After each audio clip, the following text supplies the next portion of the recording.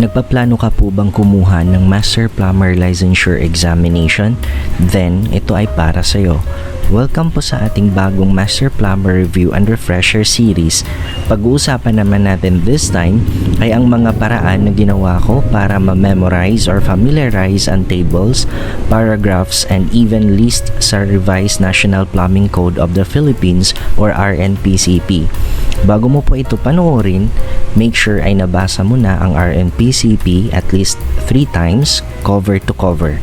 Without further ado, let's start. Ngayon sa Part 8, pag-uusapan naman natin ang Table 6-5 or ang Equivalent Water Supply Fixture Units at saka yung Table A-1 or ang Demand Weight of Fixtures in Water Supply Fixture Units. So ang gagawin natin ay pag-iisahin lang natin itong dalawang tables na to sa isang table at isi-simplify lang natin. Ito yung Table 6-5 at Table A-1 ng RNPCP. Bago mo po panoorin yung video natin ngayon, make sure ay kahit papano binasa nyo muna to para mas maintindihan ninyo kung ano yung gagawin nating method. Una, pagsasama-samahin lang natin itong bar sink, lavatory dental, lawn sprinkler, sink flushing rim clinic, sink wash-up circular spray, at saka yung urinal flush tank. And then kopya na lang din itong mga nakasulat dito na numbers for WSFU, both private and public use. At sa ganito ko siyang way sinulat, no? So kung mapapansin niyo may isa lang na dagdag dito which is yung code. Sa ganitong way ko siya sinulat at yung pagkakasunod-sunod nila. And kung mapapansin ninyo, may mga naka-highlight dyan. Kasi yung mga naka-highlight dyan, yan yung gagawa natin ng code. Okay? And then dito sa portion na to, and then dito yung WSFU, both private and public use. And at the same time, nandito din yung Table A-1 or yung minimum connections, both cold water and hot water. At kung mapapansin ninyo, yung nandito sa minimum connections na table or columns ay wala siyang value. And of course, meron din ditong tatlo pang walang value. Ang gawin mo, pakitandaan lang itong code na to and medyo may pagka-orasyon yung gagawin natin dito, no? So, ganito ko siya pinasa or ganito ko siya babasahin. Ladlo, bar fluwac, rim. At ganito ko naman siya i-memorize. Una, yung nandito sa minimum connections, mga blanco yan. At alam ko na may tatlo pang blanco dito. Okay? Tapos, meron dyan sa taas, tatlong 1. Tapos, alam ko na itong, yung dalawang 1 ay may katabing 1 dito sa may public. And then, dito na ako magsimula ng mag-count. So, that is 1. Tapos, magiging 2, 3, 4. At para matandaan ko kung ano yung huli, i-add ko lang tong 1, 2, 3, and 4. And that is equal to 10. So, ganyan ko siya memorize yung grupong to. Okay, next. Ang gawin natin, pagsasama-samahin naman natin itong mga to. Dental unit or cuspidor. Andyan yung urinal wall or wall urinal.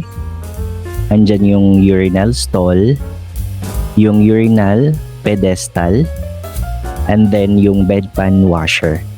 So sa ganito ko naman siya isusulat, no? Or yung pagkakasunod-sunod nung mga nabanggit kanina.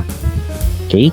And then kung titignan ninyo, meron din diyang mga naka-highlight na letters kasi yan yung code natin para sa grupong to. And then yung mga numbers, ayan, isusulat din natin. And kung mapapansin ninyo, yung private na column at saka yung HW ay mga walang laman. Okay? Pakitandaan lang yung code natin at sa ganitong way ko siya babasahin. Ku, wast, pedpan. At sa ganitong way ko naman siya na memorize. Una, yung dulo nga magkabilaan ay blanco. And then, At ang alam ko na huling number na nabanggit sa unang grupo ay 10. So, ilalagay ko dito yung 10 and then may isa pang 10 na nandito sa kabilang side. Okay? And then after nun is iisipin ko ano yung kalahati ng 10. So, ang kalahati ng 10 ay 5. Kaya dito sa dalawang to ay 5. And then, yung 10, tatanggalan ko lang ng 0 para yung nandito ay magiging 1. Then after that, siguro ito, pwedeng sabihin natin na 5 times 5. Kaya yung dalawang dito sa dulo ay 25. And then, sa ako naman i-continue yung pagsusulat. Kasunod nung 10 ay 13 at ang kasunod nun ay 19. Okay, next. Pagsasama-samahin naman natin ang drinking fountain, lavatory, dental lavatory. I'm not sure kung anong pinagkaiba nitong dental lavatory na to tsaka yung sa lavatory dental. Ayan, kasi magkaiba sila ng value dito sa public. So, sinulat ko na lang or sineparate ko na lang yung pagsulat sa kanila. And then, si wash up sink or wash sink. And then, yung last, yung combination sink and tray. At ito yung sa next group natin. At kung mapapansin natin, nandyan pa rin yung mga naka-highlight kasi yung mga naka-highlight na yan yung para sa code natin sa grupong to. And of course, yung mga values nila ay ganito ko rin sila sinulat. At kung mapapansin natin, yung dito ay bungi at yung nandito din ay bungi na alternate, no? And kung mapapansin natin, parang 1, 2, 3 lang to, 'di ba? At saka yung nandito, lahat ng nandito sa baba ng 10 ay puro 13. So tandaan lang natin yung orasyon natin dito. Sa ganitong way ko naman siya binabasa. Drilavdel Wamcom. Okay? And then sa ganitong way ko naman i-memorize yung mga values niya. Una is 1 and then 2. And then alam ko nga yung kasunod nila ay mga bungi at yung last ay 3. Okay? And then yung 10 kasi yan din yung again yung huling nabanggit, 'di ba, nung sa unang grupo. So kaya 10 and then yung bungi and then dalawa pang 10.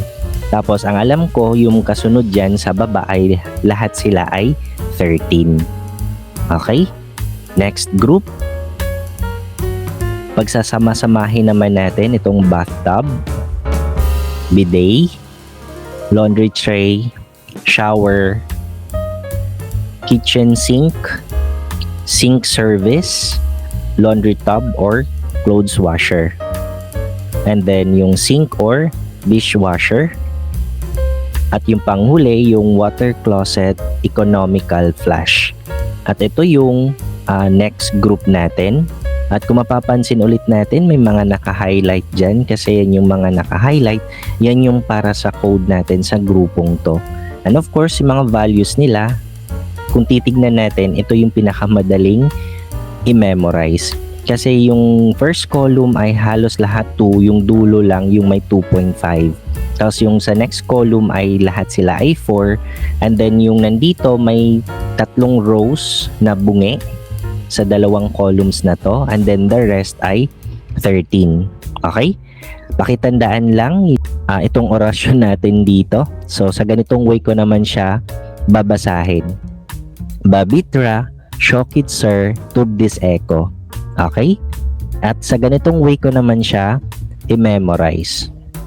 So alam ko na yung nandito nga 3 rows sa dalawang columns na to sa dulo ay puro bungi. And then, alam ko na itong mga to sa first column ay lahat ay 2. And then, yung pinaka-last ay 2.5. And then, yung the second column, lahat ay 4. And then, the rest ay 13. Okay? Yan yung sa grupong ito.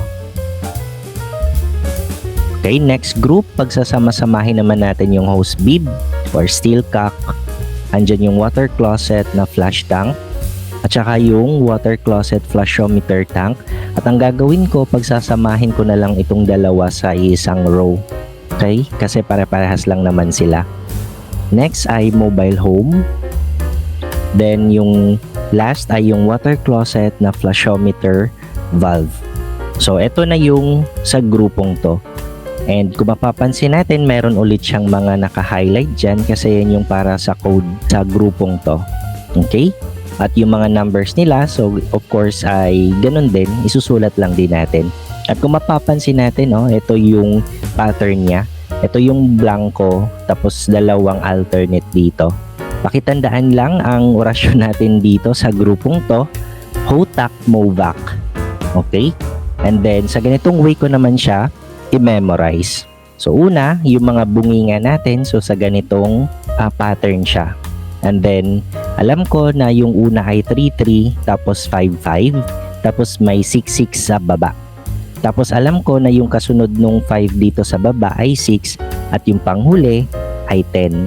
At 10 yung nahuli dyan, so yung nandito sa unahan, sa kasunod nitong may bungi dito, that is 10, and then yung dulo ay 25.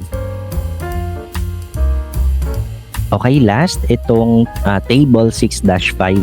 Kasi sa A-1, wala namang nakasulat dito, no? Okay? So, kung mapapansin ninyo, naka-SI units yung nandito. And again, medyo mahirap pag masyado ng maraming numbers ang i-memorize. So, parang mas okay na i-convert natin to English units. Kaya, magiging 3/8, 1/2, 3/4, tsaka 1. Okay? At matatandaan lang din natin siya kasi parang, alam mo yon yung common na hatian sa 1 inch. Then, yung WSFU naman niya, ganito ko siya i-memorize. So, 1, 2, 3, tapos i-add mo lang yung tatlong yan, kaya magiging 6 dito sa baba. Then, itong mga to, ay ipa-plus lang natin yung 1, 2, 3, and 4. Kaya yan yung magiging value niya dito sa public use. Then, ito yung summary dun sa mga nabanggit natin kanina. And ang gawin mo ay repetition method. So, sa iyong scratch paper or whiteboard, kahit ito lang yung lagi mong isulat. And make sure lang na kabisado mo yung ibig sabihin nitong mga code. Kasi magiging nonsense pag kabisado mo yung code pero hindi mo alam kung ano yung ibig sabihin na fixture na tinutukoy nung code na to. Okay? And then, pag nakabisado mo na to, saka mo simulan yung ginawa ko kanina na inisa-isa bawat grupo. And during your board exam, mas okay na pagkaupo mo at pagka-receive mo ng test paper, isulat mo na agad yung mga code na to at saka yung kung paano ko siya binasa kanina or yung orasyon nga natin na ginawa. Okay? Para kapag during exam, hindi ka na pag nasulat mo na kasi yung code, at least maiwasan natin yung mental block, 'di ba? Kasi baka pag masyado ka ng kabahan, nakalimutan mo na yung code. Okay? And that's all for this part. If you find this video interesting and informative, please don't forget to like, share, and subscribe, and hit that notification bell for more tutorial videos like this.